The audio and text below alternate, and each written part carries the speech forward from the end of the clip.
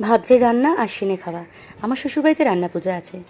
বিয়ের আগে রান্না পূজার প্রসাদ খেতে ভীষণ ভালো লাগতো, যেহেতু আমার মামা বাড়িতে রান্না পূজা ছিল। কিন্তু কখনো ভাবিনি বিয়ের পর এরম একটা গুরুদায়িত্ব আমার মাথার ওপর আসতে পারে। বিয়ের প্রথম বছর এই পূজার নিয়ম নিষ্ঠা দেখে বলতে পারো আমি একটু ঘাবড়েই গেছিলাম, কিন্তু সময়ের সাথে সাথে সেই ভয়টাকে আমি জয় করেছি। একা হাতে এখন আমি সবটাই সামলে নিতে পারি। এবছরে যেহেতু একটু আমার প্রবলেম আছে, সামনে একটা অপারেশন করতে হবে, তো মা এসেছিল মাছ সবজি কেটে দেওয়ার জন্য। আগে যে জাঁকজমকের সাথে আমার শ্বশুরবাড়িতে রান্না পূজা হতো, গত 2 বছর হলো ভাটা পড়েছে। তার কারণ হচ্ছে আমার শারীরিক অসুস্থতা। আমার অসুস্থতার কথা তো তোমরা সকলেই জানো। শরীরটা যদি আগের মতো ঠিক হয়ে যায় তাহলে সব হয়তো আগের মতোই হবে। আর রান্না পূজা হবে, ইলিশ মাছ থাকবে না তা কি হয়? এবছর কচু শাক আমার সাথে বিট্টেবাজি করেছে, কোনো মতেই সিদ্ধ হতে চাইছিল না।